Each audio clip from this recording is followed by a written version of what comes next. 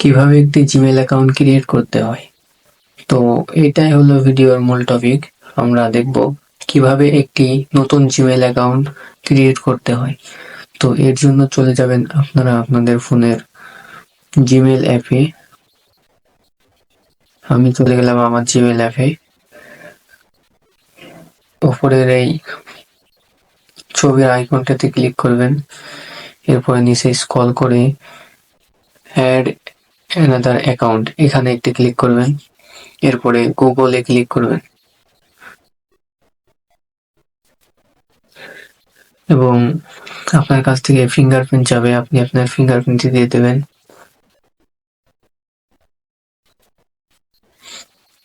এবং নিচে দেখবেন ক্রিয়েট অ্যাকাউন্টে ক্লিক করবেন। আপনি কি বিষয়ে আপনার জিমেল অ্যাকাউন্টটি ক্রিয়েট করতে চান।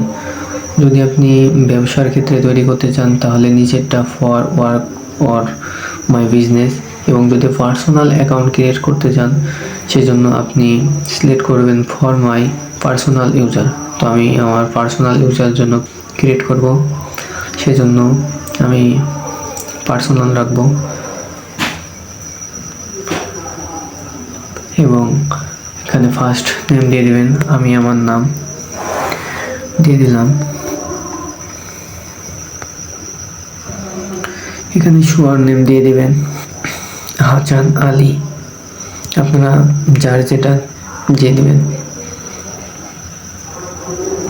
তো এখানে নেক্সট বাটনে ক্লিক করবেন। এখানে ডে, আপনি কোন সালে জন্মগ্রহণ করেছেন একটা দিয়ে দেবেন। মাস, এখানে একটি মাস দিয়ে দেবেন। আপনার জন্ম সালটি দিয়ে দেবেন। এখানে জেন্ডার সিলেক্ট করবেন, ছেলে হলে আপনি মেল দিবেন আর মেয়ে হলে আপনি ফিমেল দিবেন। তো আমি যেহেতু ছেলে, মেল। এখানে নেক্সট বাটনে ক্লিক করবেন এবং আপনাকে এরকম ইউজার নেম দেখাবে, আপনার জিমেলের ইউজার নেম। তো আপনার যদি পছন্দ না হয় আপনার ইউজার নেম, সেহেতু আপনি নতুন একটি ইউজার নেম ক্রিয়েট করতে পারবেন। আমি এটাই রাখবো। এবার নেক্সট বাটনে ক্লিক করব। এরপরে হলো পাসওয়ার্ড, আপনারা একটি স্ট্রং পাসওয়ার্ড দিয়ে দেবেন। তো আমি আমার পাসওয়ার্ডটি দিয়ে দিচ্ছি।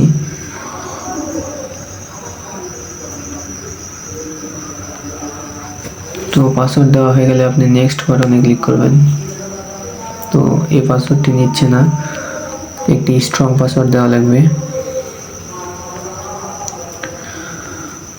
একটি স্ট্রং পাসওয়ার্ড দিবেন।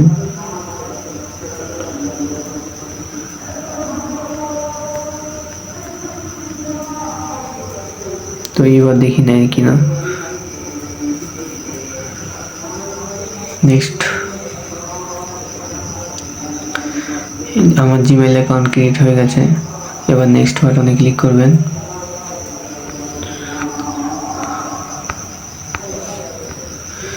এবার নিচে স্ক্রল করে এগ্রি বাটনে ক্লিক করবেন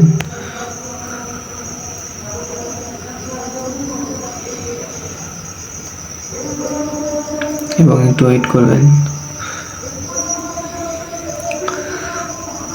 তো এখন আমাদের জিমেল অ্যাকাউন্ট ক্রিয়েট হয়ে গেছে।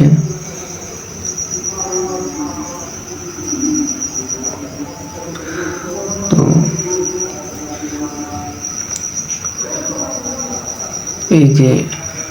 এই যে আমাদের নতুন জিমেল অ্যাকাউন্টটি।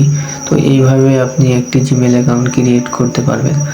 আশা করি ভিডিওটি ভালো লেগেছে। ভালো লাগলে অবশ্যই লাইক, কমেন্ট এবং সাবস্ক্রাইব করতে ভুলবেন না। ধন্যবাদ।